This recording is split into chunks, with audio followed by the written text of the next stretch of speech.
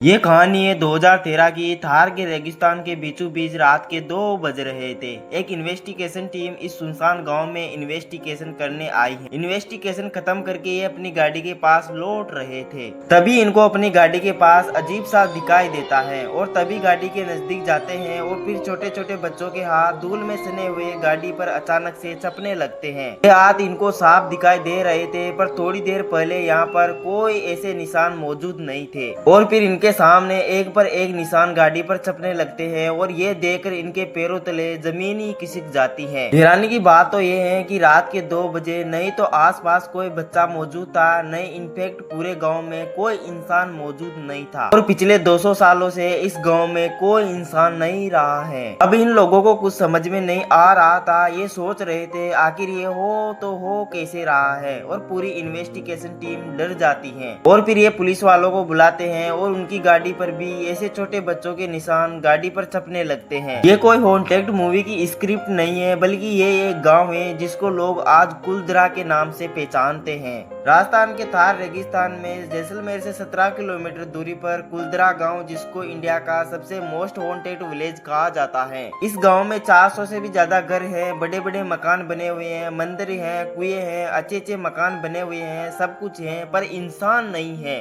कहा जाता है कि इस गांव में रात के टाइम महिलाओं की चीखें सुनाई देती हैं, सर कटा हुआ धड़ चलता हुआ दिखाई देता है। आदमी देखा तो उसका सिर है ही नहीं। और से तो और है, खाना बनने की स्मेल तक आती है। पूरा बंजर एरिया है। आज भी आप जाओ ना तो कभी कभी लोग कहते हैं कि खाने बनने की स्मेल। इस गांव में टूरिस्ट आते तो हैं इस खंडरों को देखने, पर रात होने से पहले इस गांव से सब वापस लौट जाते हैं। कहा जाता है कि आज से 200 साल पहले कुलधरा एक हंसता खिलता गांव था, पर एक ही रात में गांव के सारे लोग गायब हो जाते हैं। बिना किसी आवाज के, बिना किसी कोई निशान के हजारों लोग रातों रात गायब हो जाते हैं। आखिर क्या हुआ था इन गाँव के लोगों के साथ जो एक ही रात में हजारों लोग गायब हो गए? चले जानते हैं इस वीडियो में पूरी कहानी।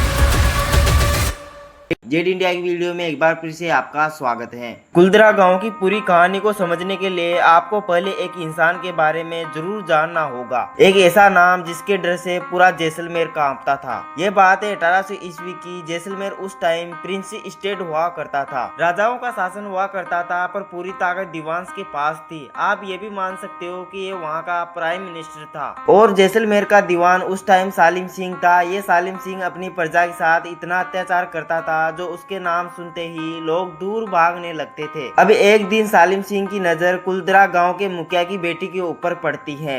सालिम सिंह मुखिया की बेटी से शादी करना चाहता था और वो उसको धमकी भी देकर गया था कि गांव वालों ने ऐसा नहीं किया तो उसको जबरदस्ती उठा ले जाएगा। सालिम सिंह ने बाद में ये भी कहा कि लड़की के घर वालों ने उसकी बात नहीं मानी और लड़की उसको नहीं सौंपी तो वह पूरे गाँव को जलाकर राख कर देगा।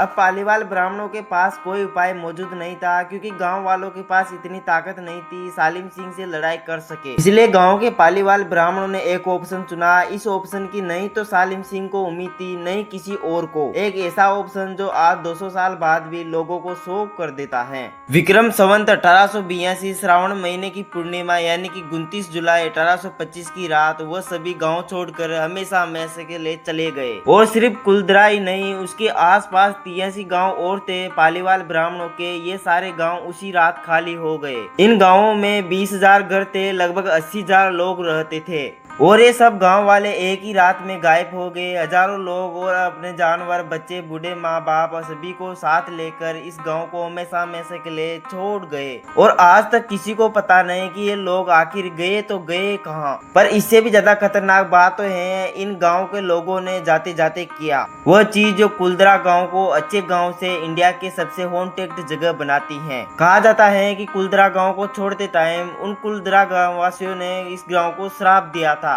कि इस गांव में कोई नहीं बस पाएगा और इसी शराब के कारण पिछले 200 सालों से यह गांव कभी आबाद नहीं हुआ। माना जाता है कि इस गांव में जिसने भी रहने की कोशिश की उसके साथ अजीब सी घटनाएं होने लगी और उसको यहाँ से भागना पड़ा और इस गांव में कोई रात भी नहीं गुजारता। राजस्थान टूरिज्म वेबसाइट भी ये कहती है कि शाम की 6 बजे के बाद कुलधरा गांव में प्रवेश करना अलाउ नहीं है। यहाँ के आसपास के लोगों ने कई बार नोटिस किया है, कहा जाता है कि पूर्णिमा की रात जैसे गांव वापस आबाद हो गया, जैसे इंसान वापस रहने लगे, महिलाओं की पायल बजने की आवाज आने लगी, आटा चक्की चल रही है, खाना बनने की स्मेल आ रही है, मंदिरों में आरती हो रही है, ऐसा महसूस होता है। और आप भी कभी भविष्य में कुलधरा गांव में घूमना चाहना चाहे तो एक बार जरूर सोच कर जाना। आज की वीडियो में इतना सा, उम्मीद करता हूँ कि इस वीडियो को भी आप भरपूर लाइक शेयर करोगे। इस तरह की वीडियो देखने के लिए हमारे YouTube चैनल को जरूर सब्सक्राइब करें। धन्यवाद।